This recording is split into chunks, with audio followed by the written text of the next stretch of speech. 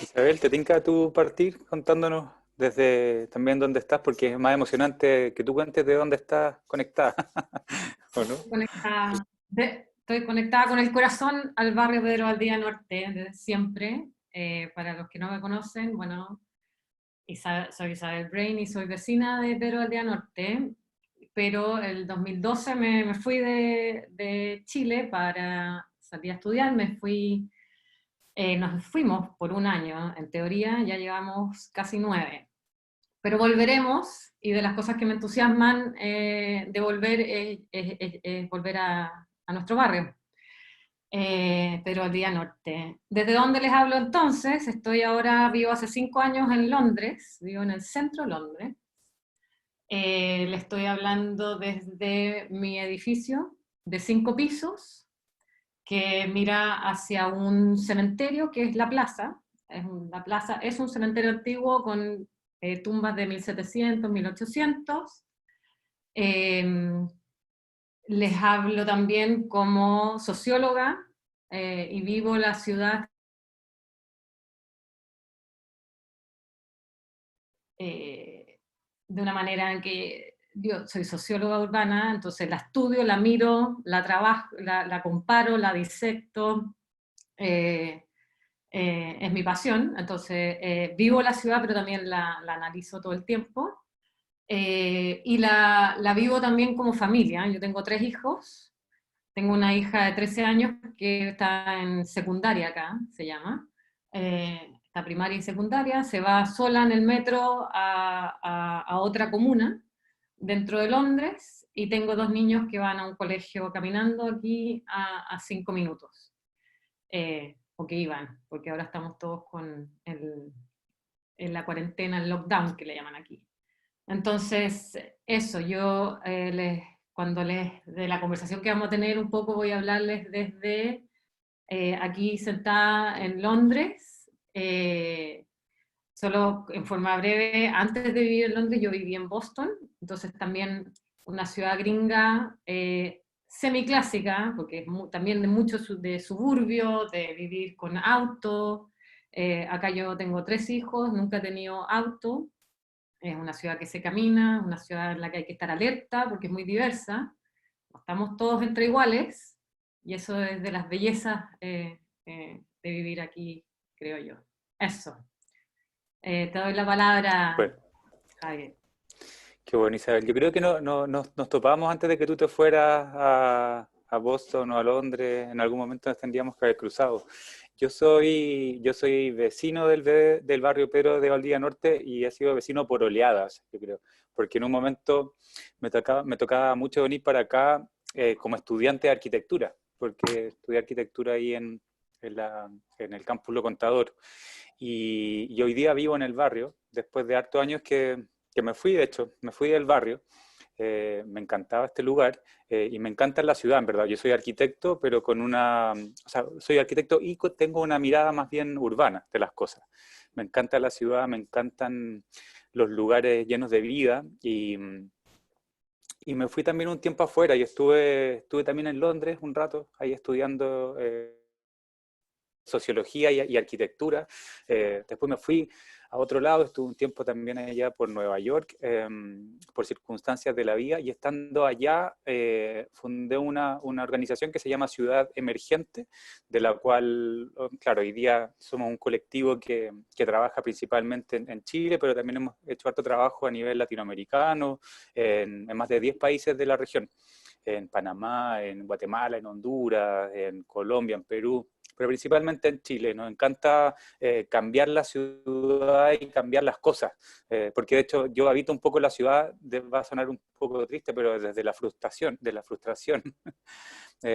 Como urbanista, como arquitecto, a veces me da como una rabia, ¿por qué las cosas no cambian? Así como que uno dice, bueno, pero ¿por qué no hacemos cosas distintas? ¿Y por qué vivimos siempre como en estos barrios que los criticamos tanto? Y desde la mirada ciudadana siempre uno como que está diciendo, pero es que mira, esta ciudad funciona así, y Santiago por muchos años lo llamábamos como el Santiasco, y es súper bueno, como súper fácil como tirar la crítica rápido, pero es súper difícil hacer cosas y cambiar. cambiarla. Entonces, al menos desde Ciudad Emergente nos atrevemos a equivocarnos rápido y hacemos muchas cosas que le llamamos como urbanismo táctico, que tiene que ver con hacer cambios rápidos, livianos, que no son tan caros, ¿no es cierto? Pero para poder demostrar que se pueden hacer cambios de verdad y ahí meterle más lucas, meterle más recursos a los proyectos.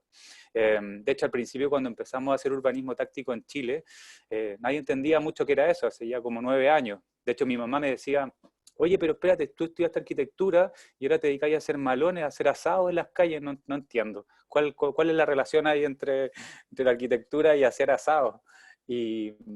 Y de alguna manera lo que estábamos buscando era empezar a involucrar a las personas en hacer ciudad, empezar a encantar a las personas con sumarse a un cambio a partir de acciones que a veces eran como quizás un poco locas, ¿no? Sacar los autos de las calles y a poner una mesa y compartir una comida en la calle, que eso le llamamos un poco los malones. Y tampoco lo inventamos nosotros, es algo que existía de hace mucho tiempo.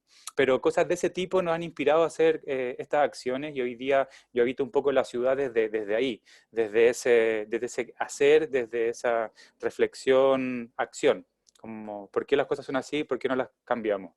Y hoy día, claro, interesante conversar contigo, Isabel, para ver cómo lo ven, cómo lo ves tú también. Y que, como nos decía Cristóbal, pensar este momento tan único como una oportunidad. Sí, mira, me gustaría agregar también un poco desde donde mi mirada más como socióloga más profesional o a lo que me dedico.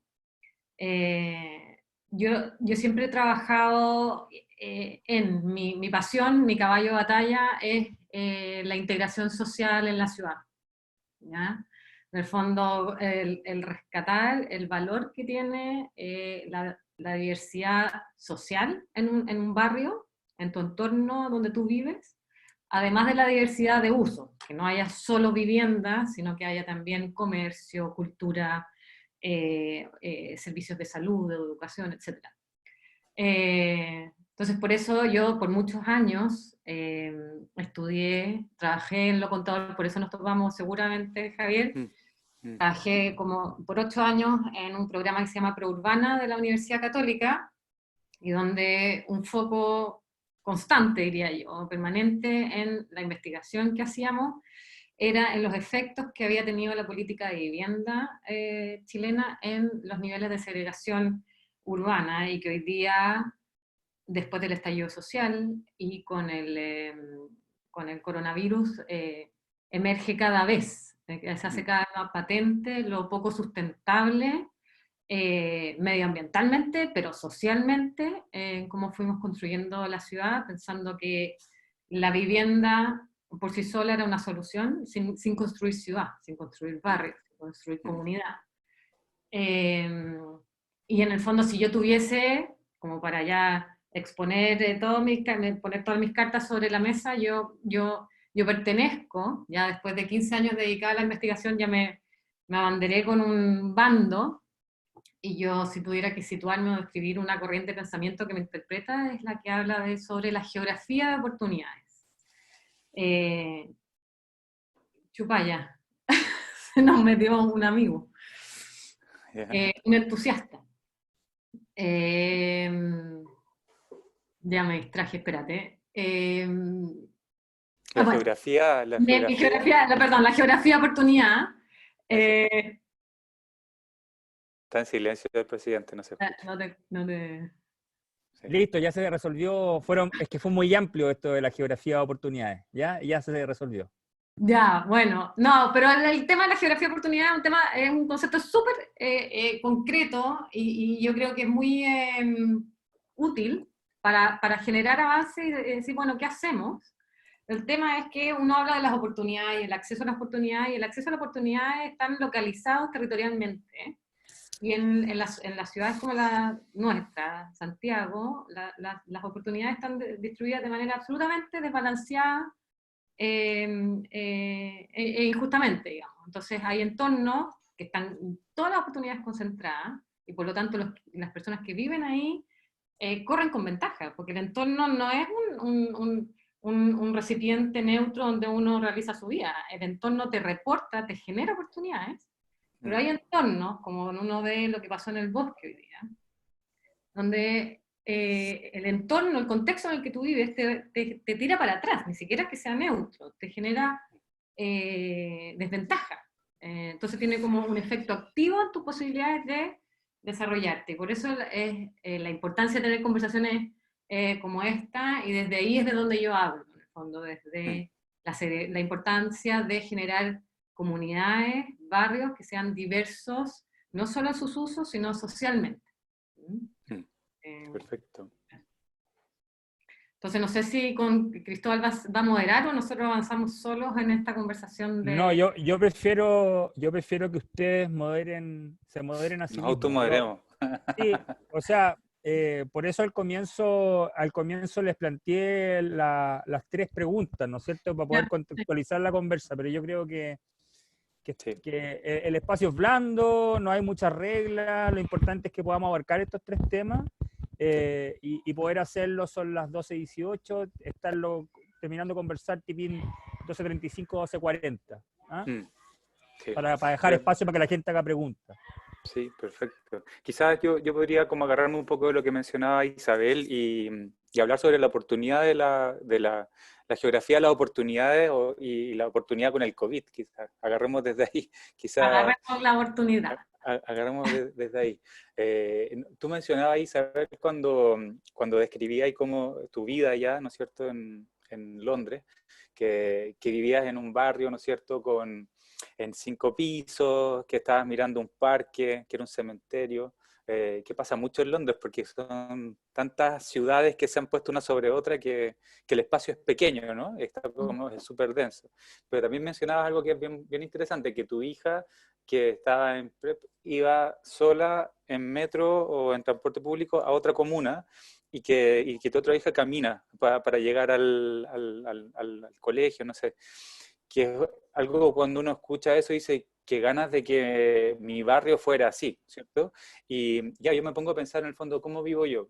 Yo vivo en un edificio de 3 pisos, aquí en la placita del barrio, miro un parque súper bonito, verde, así como que, y miro para el otro lado y está el cerro, que es maravilloso, y digo, wow, qué privilegio. Y claro, y salgo para afuera y está el supermercado, el boliche de la esquina, y tengo las verduras por acá al lado también. Y digo, wow, qué increíble el barrio donde vivo en Santiago, y pienso también que muchas personas, y eso lo hemos conversado con Cristóbal, que viven esto pareciera que fuera Londres a veces, ¿cachai? O que pareciera que viviéramos en un barrio increíble, y en Santiago la verdad que muy poca gente tiene la oportunidad de vivir en un barrio donde a 15 minutos le queden las cosas tan cerca de la casa. Es muy difícil encontrar la seguridad en las calles para que tu hijo se vaya solo. Exacto, sí, pues como que uno se vuelve loco y dice, ¿cómo? Santiago no va a tener una ciudad más amable, ¿no es cierto? Y yo creo que ahí quizás nos hemos puesto a pensar la importancia a partir de... ¿Aló? Creo que entró ahí otra frustración de por qué la ciudad no es tan amable. Pero mi punto era como que quizás este momento nos está haciendo pensar aquellas cosas que son necesarias de valorar o necesarias de empujar en la ciudad. ¿Por qué no tenemos más barrios con más servicios? ¿Por qué no tenemos barrios de una escala más humana? ¿Por qué no tenemos barrios más seguros? ¿Por qué no tenemos barrios que quizás se parezcan más a Londres, ¿no? Y sin querer ser Londres, en el fondo, ¿por qué no tenemos más barrios como Pedro de Valdivia? Entonces, no sé cómo lo veis tú eso, como en Londres se ve también esa desigualdad que se ve acá. No se ve, o sea, ciertamente hay variaciones entre los barrios. Hay barrios donde la concentración de vivienda para estratos medios es más alta, otros donde Pero la gran diferencia de la realidad en Londres, y que es lo que yo encuentro bello y ojalá se mantenga porque está en peligro, es que todos los barrios tienen una proporción bastante razonable de vivienda social. Entonces nunca la vivienda social es la mayoría en un barrio, pero todos los barrios tienen lo que llaman acá los council estates, son como las viviendas municipales. Entonces los municipios le asignan estas viviendas a gente que lo necesita por su condición social. Pero además, asociado a eso, están las viviendas para los estratos medios, y están viviendas carísimas. Y todos ellos conviven en el mismo espacio, por eso lo que yo decía, de las cosas que me gustan de, por ejemplo, el confinamiento, aquí estoy en un edificio, que no, mi departamento no tiene terraza, y aunque yo viviera en una casa con un patio chico, estaría igual sola. Y lo que me gusta es bajar a mi plaza y encontrarme con otra gente y hablar a 2 metros, o incluso sapear, ver a gente Claro. pasar, la vieja que se agarra con el otro viejo por no sé qué cosa. Entonces, uno ve las pandillas, acá hay como hay un problema grande de las pandillas que andan con cuchillo y en el fondo lo que hace, cuando tú vives en un barrio que es tan diverso, tienes que estar alerta. Y es lo que Richard Sennett, que es un sociólogo que yo admiro mucho, en el fondo habla de estos ciudadanos, en el fondo cuando uno vive en una ciudad diversa, tú tienes que estar alerta. No eres un asopado, que te vive en un barrio todo, que todos piensan igual, todos se ven igual, todos hacen lo mismo, entonces tú nunca has estado acostumbrado a la diferencia. Sí. Ahora, Interesante eso, sí. moviéndome un poco al tema de la oportunidad y el COVID, que es lo que abre el COVID, creo yo. Y ahí yo también, de nuevo, tengo aquí como una postura, que la quiero compartir y ahí la podemos discutir, pero en el fondo es lo que yo veo, es que el COVID, no solo en Chile, pero en todo el mundo, ha habido toda una discusión sobre que es la densidad la que expande la pandemia. Los contagios, digamos, ¿no es cierto? Y que en el fondo lo que hay que hacer, si vamos a tener que vivir confinados en periodos como más frecuentes, es que la gente va a decidir irse a vivir a la periferia, a lugares más amplios, y para mí eso es la peor de las soluciones en términos de sociales, pero también medioambientales. O sea, es cada individuo, en función de su posibilidad y capacidad de pago, decidiendo ellos tener un pedazo de tierra más grande, consumiendo tierra, qué sé yo, espacio rural, o medioambientalmente necesario que se mantenga como tal, virgen. Entonces yo creo que la humanidad, la sociedad, somos 7 billones de habitantes, la población sigue creciendo, se va a estabilizar creo que en el 2050, pero en el fondo tenemos que aprender, y eso es lo que yo creo que es el desafío que abre el COVID, es cómo generar distanciamiento social en contextos de mayor densidad. O sea, lo que yo digo es que la densidad como estrategia para darle alojamiento. Espérate que llegó mi... Ya, ok, cómete. La densidad llegó para quedarse, como estrategia de alojar a la población que cada vez se mueve más a la ciudad para encontrar empleo. Y por otro lado, yo creo que las pandemias, el coronavirus se irá a extender tal vez hasta el próximo año, vendrá otra, y todos los científicos hablan de que este es el nuevo problema que viene, que la humanidad va a enfrentar. Entonces tenemos que aprender a vivir en densidad, en alta proximidad, pero con distanciamiento social. Entonces, ¿cómo tú haces cuajar esas dos cosas? Distanciamiento social y proximidad por densidad.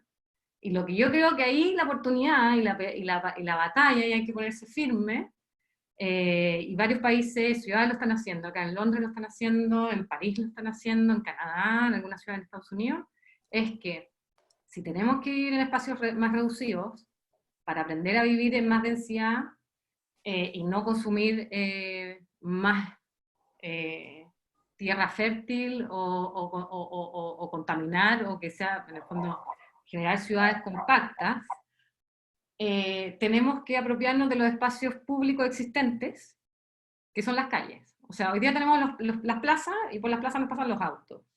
Pero otro gran espacio público que tenemos es la calle.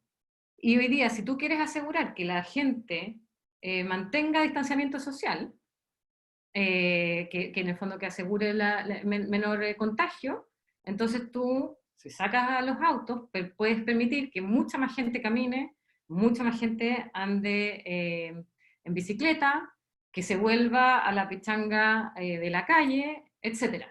Entonces, en Londres, por ejemplo, el alcalde de Londres dijo no entran más los autos a todo Londres, a todo el área central de Londres. Entonces, y eso se da porque es una oportunidad extraordinaria. Y el problema es que estamos en el riesgo de que o se toman ese tipo de decisiones o se deja liberado a cualquiera y se dice, prefiero andar en mi auto que subirme al transporte público y contagiarme. Entonces, si uno lo deja a criterio de cada cual que tome su decisión, probablemente se van a terminar todos subiendo al auto.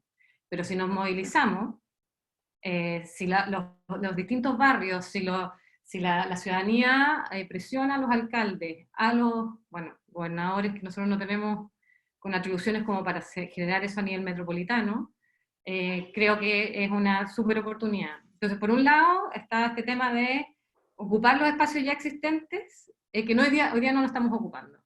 Pero además, generar espacios nuevos. O sea, cómo generar densidad, vivir en densidad y poder convivir, además en forma segura. Yo creo que hay un sociólogo gringo de Chicago que está defendiendo y promoviendo la idea de que volver al concepto de la biblioteca de barrio como un espacio amplio que no tiene condiciones de entrada, que es gratuito, donde pueden haber salas de estudio individuales, de trabajo, puede haber un teatro, la comunidad se puede apropiar. O sea, en el fondo es generar instancias para, y sobre todo lo que ha quedado claro hoy día con esta idea de barrios, sobre todo en la periferia de la ciudad de Santiago, 100% segregados, donde el 85% del stock de vivienda es vivienda social. No hay otros usos, no hay otros grupos sociales, faltan servicios, falta infraestructura, es usar el espacio disponible hoy día y además generar nuevo. O sea, yo creo que la oportunidad que ha abierto el COVID es que una vez más dejó patente todo el déficit que tenemos. O sea, y en el fondo justifica que haya medidas que tengan que ser un poquito más arriesgadas y más... Y ahí el urbanismo táctico tiene que jugársela por gatillar ese tipo de, creo yo, de conciencia, de cambio, Sí, claro. sí, interesante. Mira, tomando un poco lo que tú estás mencionando, Isabel, de la calle, ¿no es cierto? Estoy recordando algo que hablé esta semana con un urbanista de la ciudad de Rancagua, que se llama Raimundo Agliati. Quizás sí, los que están acá como más informados de lo que está pasando en el tema urbano, se han Javier, dado cuenta que en Rancagua se empezaron a Javier, transformar las calles, Javier, producto de todas las filas que se están generando en las veredas, luego de que mucha gente empezó a pedir los seguros de cesantía. ¿Me perdieron? ¿Aló? sí, es que te escuchamos lento en una parte. ¿Puedes repetir lo que Ah, hablaste de nuevo, por favor? ya voy a partir. ¿Desde dónde? Desde cuando estaba estudiando en la Desde tu, Católica. desde tu nombre, por favor. Yeah. No, no, no, que te Claro, mira, encontraste, por favor, que hablaste con Agliati desde ahí. ya, claro. Raimundo Agliati es un urbanista de la ciudad de Rancagua y esta semana me comentaba que ellos están empezando a hacer algunos cambios bien, bien rápidos y bien ágiles en las calles, ¿no es cierto? Hablando de la oportunidad que tienen las calles de ser un motor de vida en la ciudad. Y estas calles básicamente están en un problema hoy día, no solamente las calles de Rancagua, las calles de las ciudades que hoy en día igual están en cuarentena, se han visto atochadas por personas que tienen que ir a pedir sus seguros de cesantía, ¿no es cierto?, en lugares donde las veredas son muy, muy angostas y no permiten que se pueda generar esa distancia física entre las personas.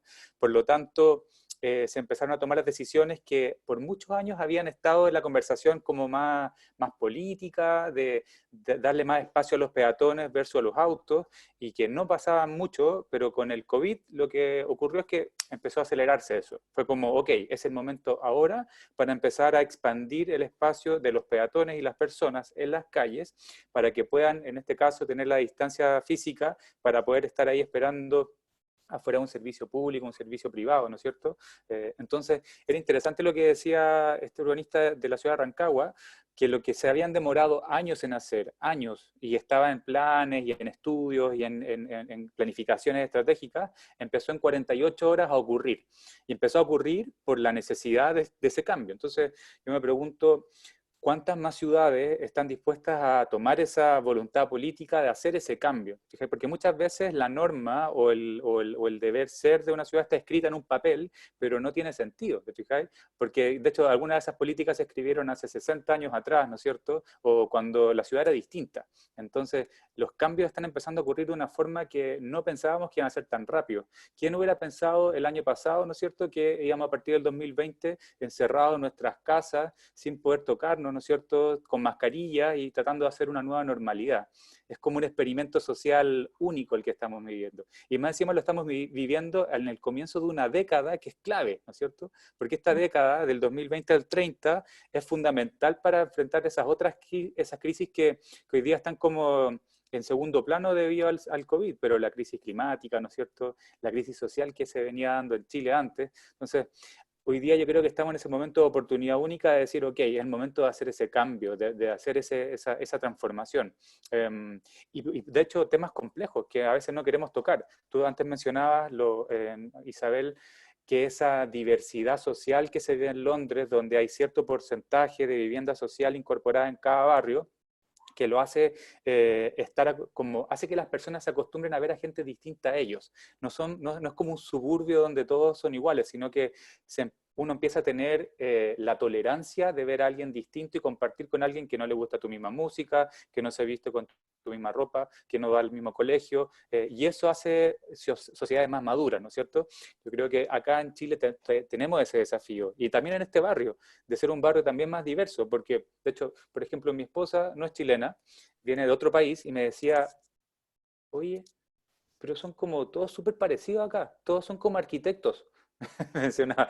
Y él es arquitecto, yo soy arquitecto. ¿Y él es arquitecto? Sí. Bueno, algunos que no son arquitectos son amigos de arquitectos. Pero este es un barrio que, claro, tiene su diversidad, pero dentro de una cosa súper homogénea. ¿Fijáis? Entonces, nos cuesta pensar en un barrio más heterogéneo. Y no solamente Pedro de Valdivia Norte, a todos los barrios, a la gran mayoría de los barrios de Chile, nos gusta vivir entre iguales, ¿te fijáis? Y eso me acuerdo que el mismo Richard Sennett como que lo describía como esas sociedades medias adolescentes, ¿no es cierto? Donde los adolescentes nos sentimos cómodos con aquellos que son iguales a nosotros y nos ponemos el mismo peinado y bailamos el mismo baile, porque adolecemos de cosas, ¿no es cierto? Y que tienen que ver con vivir en ciudad. Y la ciudad, al menos acá, está la oportunidad hoy día muy grande de que sea una ciudad más madura y más preparada para otras crisis que están aquí, están a la vuelta de la esquina. Vamos a salir del COVID, probablemente en un par de meses, un par de años, no lo sé, pero vamos a tener una crisis muy latente que tiene que ver con la crisis climática, que también va a estresar este barrio, de hecho. Cuando uno camina por Pedro de Valdivia Norte, hasta hace 2 días atrás, qué bueno que llovió, ¿no es cierto? Pero uno ve como esa sequía también se está empezando a plasmar en nuestro barrio, en nuestra ciudad, la escasez del agua. Entonces, yo creo que hay una serie como de cosas que están dando vuelta, que uno dice, bueno, ¿qué es lo que tenemos que hacer? Aquí, de hecho, alguien preguntaba por el chat, ¿qué rol juega la producción y la organización local en el contexto actual del COVID? Me voy a un ejemplo súper concreto que está pasando ahora en el barrio, que de hecho que quizás el mismo vecino Joaquín, que empezó a tomar partes de los lugares subutilizados del espacio público del barrio y lo empezó a transformar en un jardín como una mezcla de huerto y jardín de especies nativas. Notable, encuentro como que se animó los días que estaba sin cuarentena el barrio a empezar a tomar el cambio en sus propias manos y empezó a decir, voy a transformar esto. Se agarró de la fuerza que había empujado en algún momento Cristóbal con otros vecinos para recuperar un pedazo de abandonado de espacio público y transformarlo en un lugar de encuentro. Entonces creo que deberíamos tener más de eso, como darnos el permiso de hacer esos cambios. No sé si es que Joaquín pidió permiso, y qué bueno que no lo pidió, porque quizás si lo hubiera pedido, no hubiera hecho nada. Quizás en este momento como que quizás a algunos vecinos no les va a gustar eso, pero creo que hay que atreverse a hacer esos cambios y es el momento para poder actuar. Como que quizás esta geografía de oportunidades quizás es como que nos llama quizás a tomar un rol más activo, a decir, bueno, ya, soy yo el que tiene que empezar a hacer ese cambio. De hecho, quizás para cerrar esta reflexión, no sé, desde mi parte, mucho se habla de las ciudades inteligentes, de como que esta es la década de las ciudades inteligentes, los barrios inteligentes, y está muy asociado a esta cosa, como decir, bueno, acá está toda la inteligencia en un teléfono, pero en verdad como que yo creo que este momento ha sido súper notable de inteligencia en el sentido de que uno se sienta más consciente de qué cambios tiene que hacer. Por ejemplo, hacer el pan me parece algo mucho más inteligente que pretender que una aplicación te rastree o te diga qué tienes que hacer o qué hay que hacer mañana, sino que uno se dé cuenta de lo que cuestan hacer las cosas, de que uno se haga un poquito más consciente de que plantar un tomate toma tiempo, de que cosechar tu propia lechuga es sabroso, de que el pan requiere ciertas cosas que hay que hacer por uno mismo, y en la medida que uno hace esas cosas, se hace un ciudadano más inteligente con los cambios que uno debería empezar a empujar desde el barrio, desde lo local, pero también desde la política, y decir, bueno, yo voy a empezar a votar por estos tomadores de decisiones o estas personas que me representan, y se hace más activo también en un tema que es mucho más complejo y quizás no vamos a tener el espacio para conversarlo, pero es como empezar a empujar esos cambios desde uno, pero también exigir a las autoridades que respondan a esos cambios, porque finalmente la ciudad es un juego de decisiones políticas y de poder.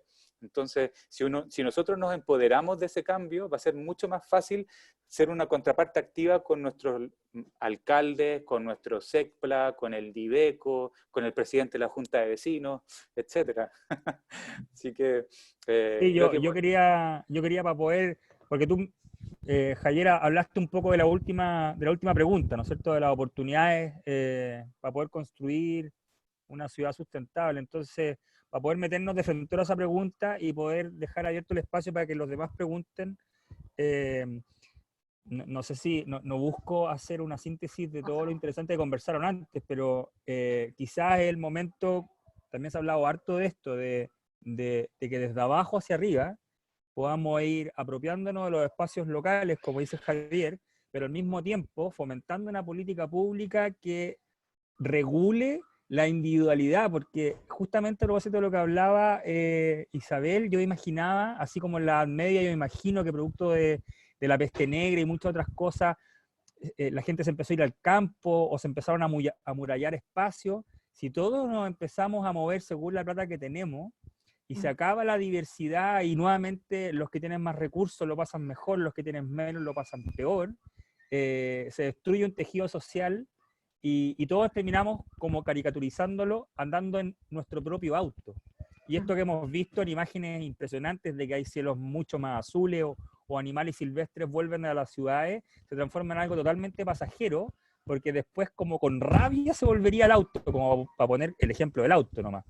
Y todo lo que uno cree que podría pasar en cambio climático producto del transporte o calidad del aire producto de este encierro va a ser totalmente pasajero. Entonces, quizás está esa dualidad a nivel local, apropiarse de los espacios y a nivel nacional o regional, estar detrás de la autoridad para generar una política pública que sea para todos y sea colectiva y permita habitar espacios amigables y sostenibles. Entonces ahora les dejo, Isabel, ¿qué oportunidades no abre la geografía de oportunidades a nivel de barrio? En este Luxemburgo que puedes escuchar a Zurita, que hacía una comparación bien heavy, decía, nosotros vivimos en, qué sé yo, en Suiza, hablando del Principado, y muchos otros lugares del resto del país viven en el Congo. Entonces, también haciendo, dada tu sensibilidad social, también haciendo esta distinción de que es re fácil hablar de oportunidades en el Principado. Exacto. O sea, yo creo que el concepto de geografía de oportunidad, yo les podría haber mostrado un mapita de yo mapeé en función de la geografía de oportunidad Santiago, cuáles son los barrios y las comunas que tienen alto, medio bajo y muy bajo, y el muy bajo son la mayoría. Y eso no se resuelve, eso se resuelve con política pública, con políticas además de inversión en el territorio, que de hecho hay un sociólogo que yo también admiro mucho, que se llama George Galster, que en el fondo él dice que el efecto barrio tiene un rendimiento que no es lineal. En el fondo no es que mayor pobreza o mayores problemas sociales va avanzando en forma lineal, sino que se alcanzan umbrales que va creciendo en forma exponencial. Entonces, luego, las políticas que se implementan para revertir los problemas de gueto, que uno podría decir, de estos, los barrios más problemáticos, tampoco es que un peso rinde en forma lineal y 2 pesos, sino que hay que meter infraestructura, hay que desegregar, hay que meter servicios, hay que hacer en Medellín una manera en que trataron de solucionar el problema de los asentamientos informales que tenían, de la pobreza y también del narco. Dijeron, vamos a llevar infraestructura urbana de punta, de alta calidad, a los lugares más pobres. En Chile siempre la lógica ha sido, tú tienes alta plata, entonces tienes un buen colegio, un buen barrio, una buena plaza, un buen servicio de salud, tienes poquita, bueno, tienes menos plaza, menos calidad de servicio de salud, educación más mala, y no tienes plata, entonces ese comportamiento lineal hoy día hay que revertirlo, y tenemos que engrosar, enriquecer el déficit de barrio que existe en el resto de la ciudad. Y nuestro barrio, Pedro Valdivia Norte, es, para mí, yo siempre he dicho que es el mundo ideal porque es un barrio residencial, de escala de densidad media-baja, pero súper bien conectado a la ciudad. Entonces tú, si quieres montarte a las autopistas, lo haces en 5 minutos. Si quieres cruzar y tomar el metro, lo haces en 10 minutos en el Metro Los Leones, o si quieres ir a comprar, etc. O sea, tú te conectas con la ciudad muy fácil y tienes este entorno, este barrio protegido, residencial, y eso es un lujo del que uno tiene que estar consciente. Y para cerrar, pensando en la tercera pregunta, de bueno, ¿y qué podemos hacer cada uno?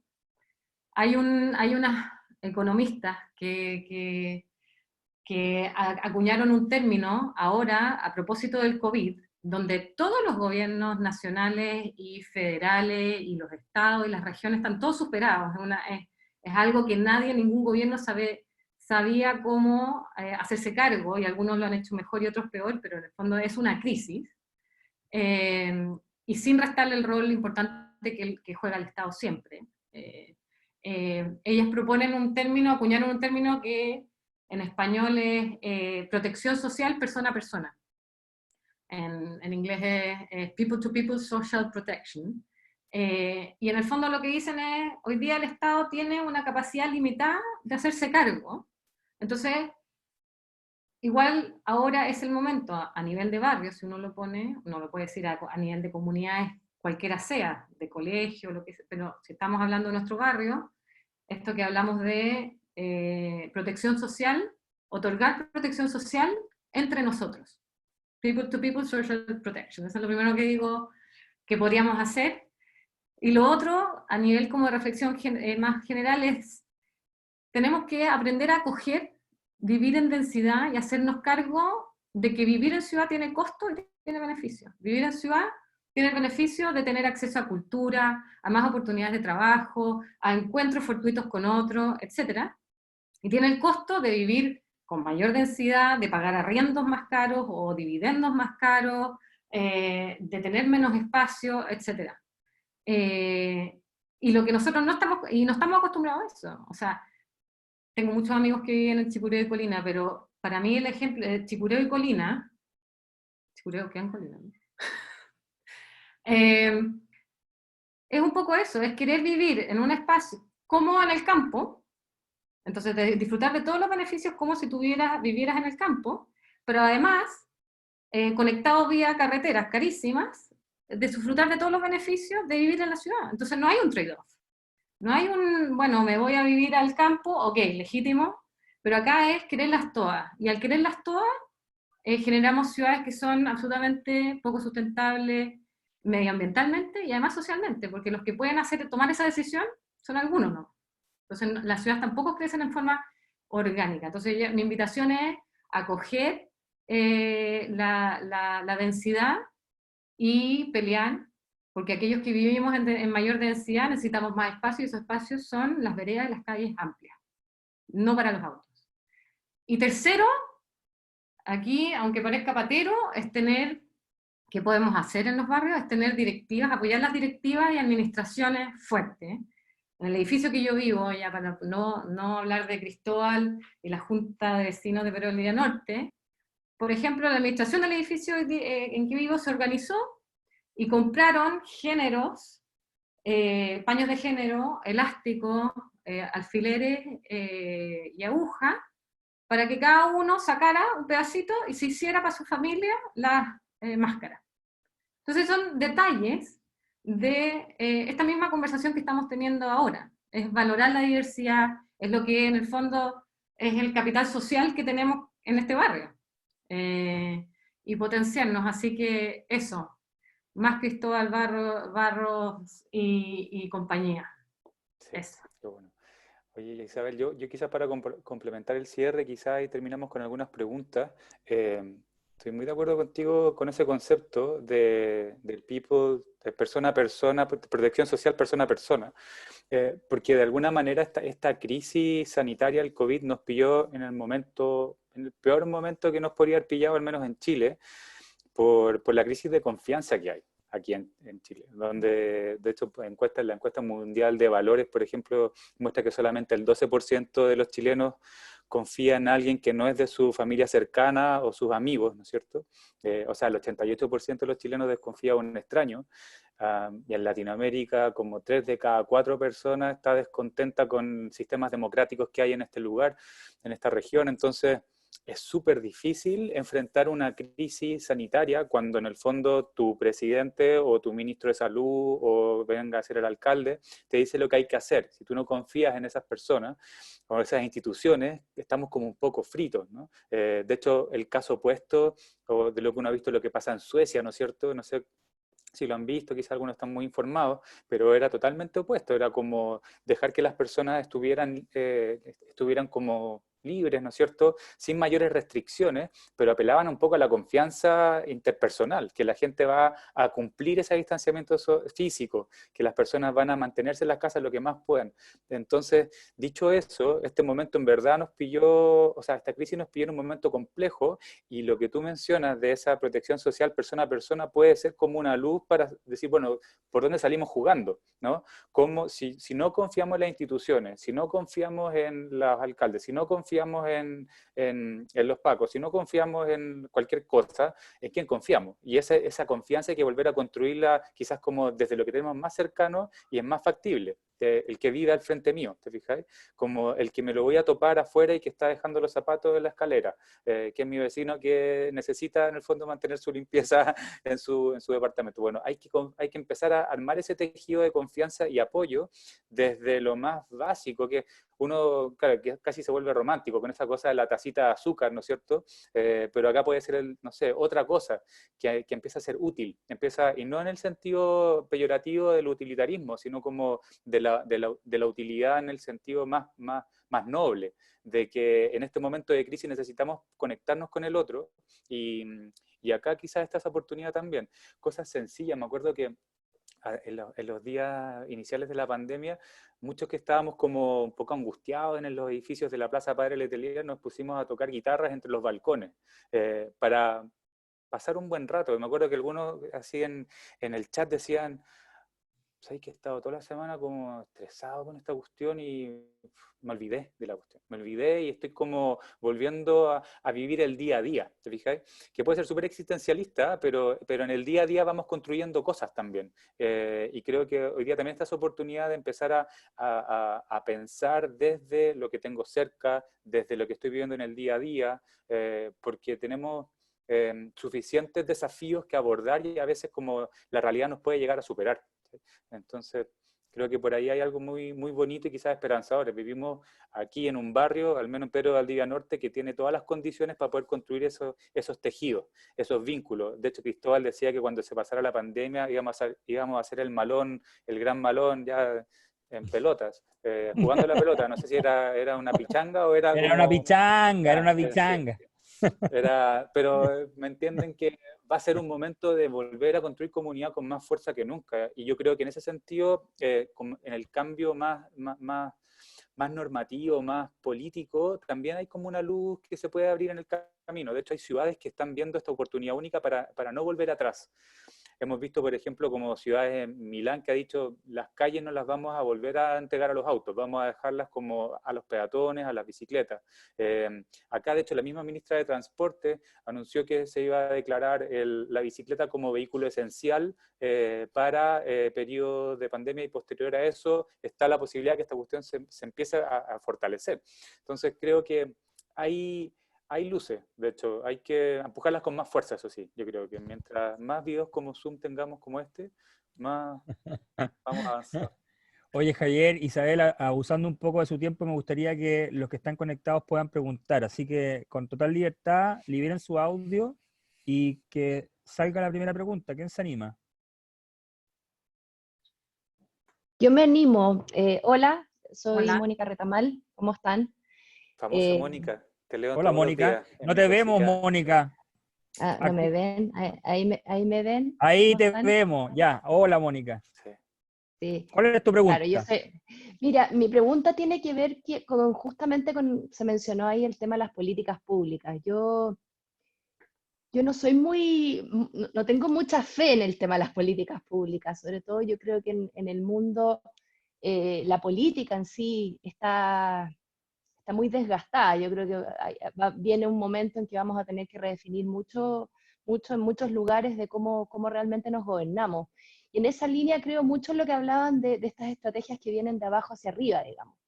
Yo creo que el barrio, yo llevo casi 20 años viviendo en el barrio, creo mucho en la organización vecinal, me gusta mucho lo que está pasando justamente con motivo de la pandemia, de alguna manera organizarnos incluso en autoabastecernos. Yo creo que es algo súper interesante lo que ocurrió. Yo estoy vuelta loca, lo estoy mandando spam todos los días porque ya la cantidad de pancitos, de quequitos, de comida que aparece, los productores locales, gente que de alguna manera estamos ayudándola, yo creo que ese sentido de barrio se ha visto súper fortalecido con la pandemia. Entonces, mi pregunta tiene que ver con que yo creo que en Chile hemos esperado muchos años a que las políticas cambien, a que las políticas públicas cambien. Y la verdad es que a veces los cambios han ido en la dirección exactamente opuesta.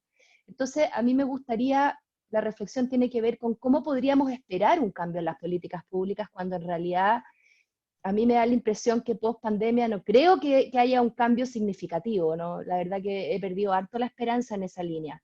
Y por ahí viene el chat que había un mensaje que decía cómo desde un barrio como el nuestro nosotros podríamos también aportar a una línea mayor, porque yo creo que efectivamente hay ciertas características de lo que hacemos en Perú al Día Norte que tiene que ver con esta organización, con esta manera de sentirnos vecindad, que puede ser una señalética que nosotros podríamos de alguna manera compartir con otros barrios. A mí, de hecho, mucha gente me pregunta cómo lo hacen, y yo creo que hay algunas reflexiones que efectivamente uno podría pensar en materia de armar hasta un framework de alguna manera, que uno podría poner a esas mejores prácticas y compartirlas, porque yo creo que hay mucho que hemos aprendido a lo largo de los años en esta comunidad, y yo creo que eso ha sido mucho más poderoso que cualquier política pública que uno pudiera esperar. Esa es mi pregunta, reflexión.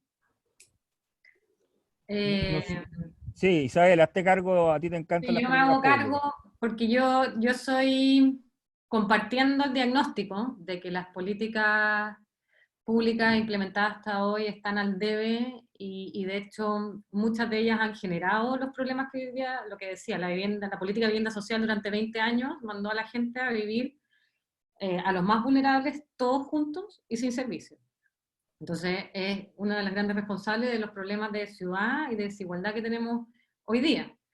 Pero yo sí tengo fe y creo en las políticas públicas porque lo que hay que hacer es apalancar recursos que van más allá de la capacidad de un grupo de individuos, porque estamos hablando de infraestructura carísima, estamos hablando de desegregar, estamos hablando de hacer llegar servicios, infraestructura que no existe en ciertos barrios. Entonces, lo que creo yo es que la ciudadanía sí tiene un rol en generar presión. O sea, lo del estallido social fue un basta ya, y que puso en jaque al gobierno de turno, donde tuvieron que ceder y estaban en un proceso de negociación de ceder hasta el nivel de abrirse a discutir la Constitución, que era algo que nadie se creía que un gobierno de derecha iba a abrirlo como posibilidad. Entonces yo creo que el COVID viene a sumar más razones y a ser más patente,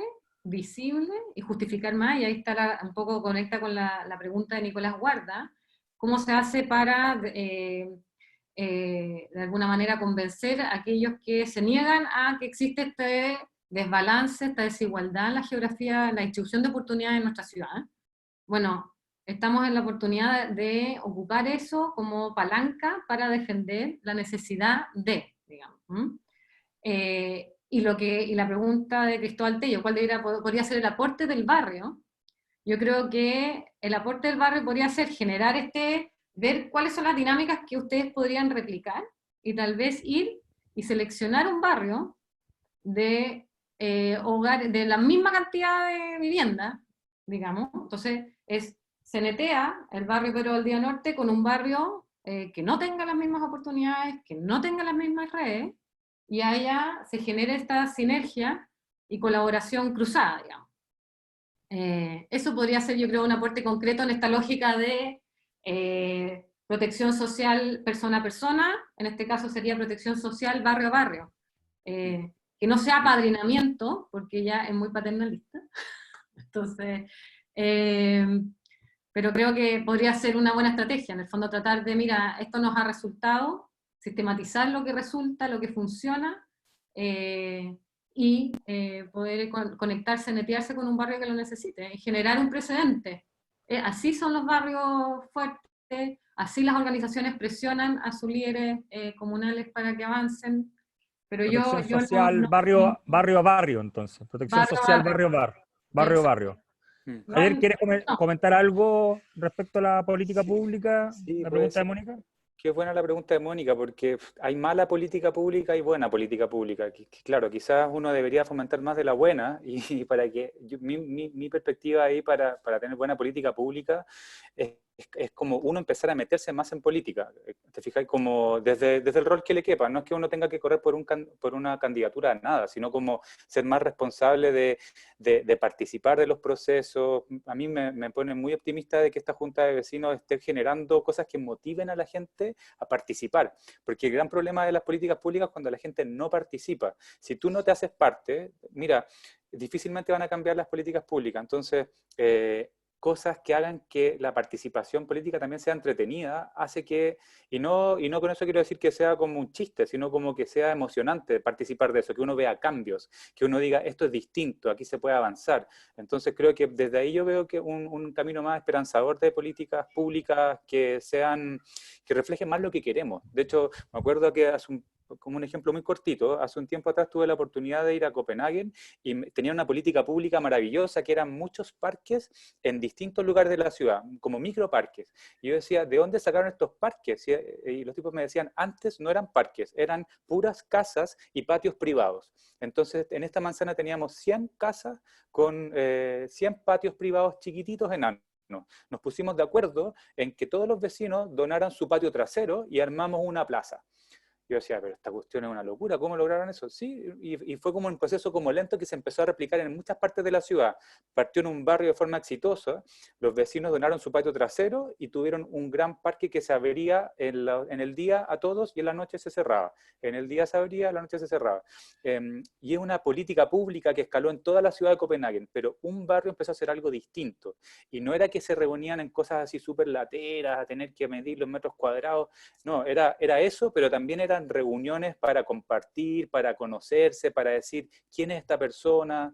Entonces eran cosas que hacían que la gente se motivara a participar, las que hicieron ese cambio. Entonces yo creo que la política pública hay que refrescarla, hay que generar nuevos liderazgos, gente que se motive, y no digo que todos seamos Cristóbal Barros, que ya con Cristóbal se presente de alcalde, con eso estamos, pero quiero decir que más de nosotros se motiva a sumarse a cosas del barrio, y quizás en el fondo tener, claro, yo comparto con Isabel que no hay que quizás tener como apadrinar otros barrios, pero sí ir a contar la experiencia de este barrio a nivel nacional. Creo que sería también inspirador, para que otros digan, bueno, si es que estos vecinos lo pueden hacer, yo quizás puedo aprender de las cosas que funcionaron, lo que no funcionó, y quizás como barrio Pedro de Valdivia Norte, contar la experiencia a nivel de Ministerio de Vivienda y Urbanismo, juntarnos más con el gobierno regional, puede que sea como, puede que no funcione, pero si no funciona, bueno, al menos lo intentamos. Y yo creo que hay una responsabilidad acá bien notable con la ciudad. Y alguien decía, ¿cómo podría aportar nuestro barrio a la sustentabilidad de la ciudad?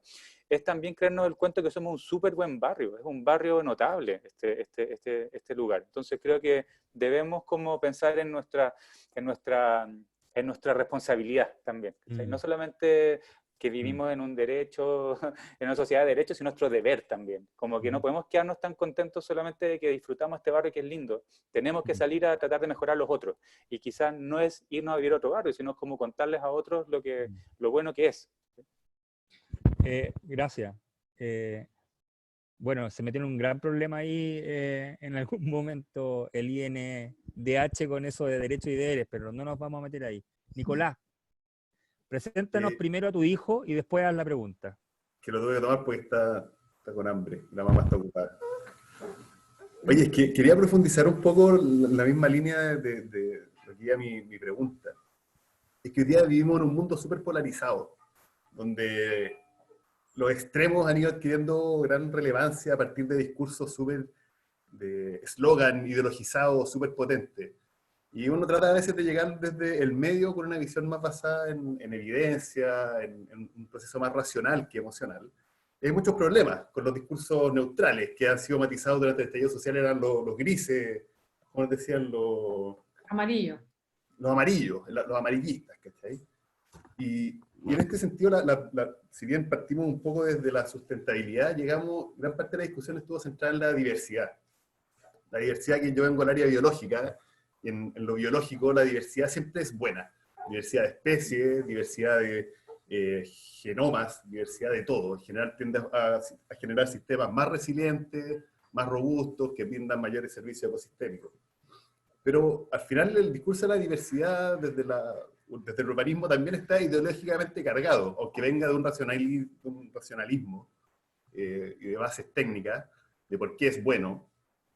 Se va a topar un poco con la muralla de que hay sectores que no son muy receptivos al tema de la diversidad.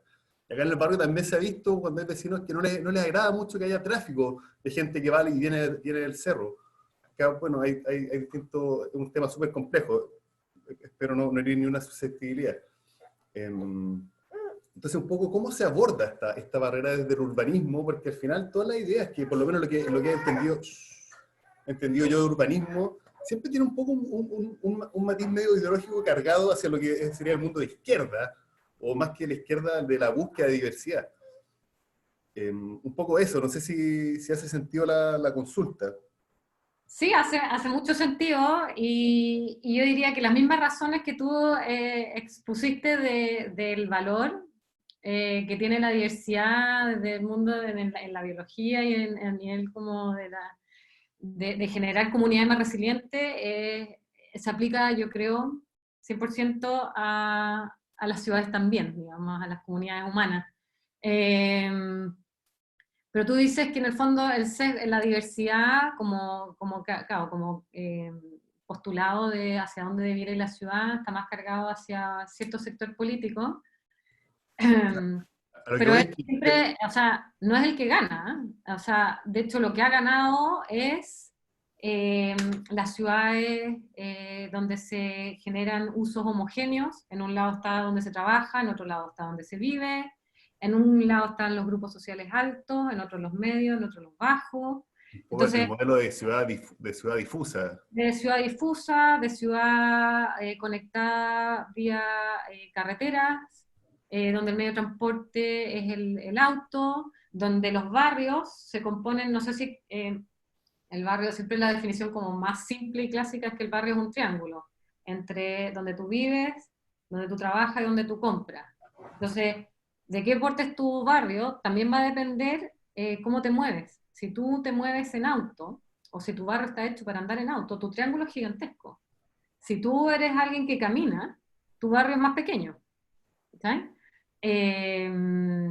Y ahora, yo no sé si, o sea, el tema de la diversidad es algo que siempre se ha defendido desde el lado, se ocupa como el argumento que se ocupa para promover la segregación entre grupos sociales, es que cuando tú llegas a un estrato más bajo a vivir al lado tuyo, el valor de tu propiedad baja, en teoría, porque eso después se ha demostrado que no es así, pero en el fondo esa siempre ha sido la gran defensa de los que, en el fondo yo no tengo nada contra la diversidad, pero me afecta el valor de mi vivienda. Y lo otro, hay un economista gringo que escribió un libro que se llama Micromotivos y macrocomportamientos, que en el fondo que él dice que la sumatoria de decisiones individuales tiene un efecto agregado que incluso puede ir en contra de tu decisión individual. Entonces él pone como ejemplo que muchas veces tú cuando estás eligiendo una casa, tú dices, mira, yo estoy ok con vivir con que en mi barrio el 40% sea parecido a mí y el otro 60% sea distinto, ¿no es cierto? Pero si todas las personas toman la misma decisión, llegan puras personas con tu mismo nivel de preferencia, el nivel de segregación que se genera al final es de casi 80% o 90%. ¿sabes? Entonces, incluso cuando tú estás con una... Entonces, y ahí es cuando la política pública importa, porque tú dices, si la preferencia de las personas es efectivamente vivir con 40% de gente más parecida a ellos y 60% que sea diverso, distinto, pero las decisiones individuales generan un efecto que es mucho mayor a eso, yo le genero desde la política pública un límite. ¿Te fijas? Entonces, por eso creo que, o sea, yo creo en la política pública, yo creo en la capacidad de mirar macro. Las reticencias a la diversidad siempre van a existir, pero son argumentos que se dan desde los beneficios individuales y no desde el beneficio social, y para eso está la política pública. Precisamente hacia allá es mi consulta, porque en el fondo tiene que haber un tema de política pública, y para que este marco teórico y que a veces a nivel micro es más fácil de implementar, se aplique a gran escala a nivel de la ciudad, como un modelo de desarrollo a largo plazo, tiene que pasar necesariamente por políticas públicas. Para que llegue a políticas públicas, tiene que pasar una serie de instancias políticas, y me imagino que tiene que salir algún grado de acuerdo, porque todas al final se van a... No estoy muy al tanto de cómo se generan las políticas públicas, si son tan democráticas o más bien técnicas. Gobernador. ¿Perdón? Que no tiene un gobierno regional, ¿no es cierto? No tiene, el intendente no tiene peso en la toma de decisiones. ¿No Eso es lo que no sé, pero a eso es un poco porque, claro, vaya a tener cierto grado de resistencia importante, y cuando ese grado de resistencia, no se pasa el 30%, cuando son decisiones de quórum más alto, muchas veces no podéis sacarlas, pese a que podéis tener 60% a lo mejor de los representantes, que ha sido uno de los desafíos de la democracia, en verdad. Sí. Pero un poco iba hacia allá. Javier, Entonces, ¿quieres complementar? Javier, ¿quieres complementar? Sí, ¿se escucha o no? Sí. Quizás para complementar lo que respondía Isabel a la pregunta de Nicolás, hoy día están muy como en boga las políticas públicas basadas en evidencia. Está como trabajándose mucho eso, como hacer algo, levantar un dato y que eso sea como a todas luces como la decisión que hay que tomar, ¿no? En base a algo que uno haga, algo que uno pruebe.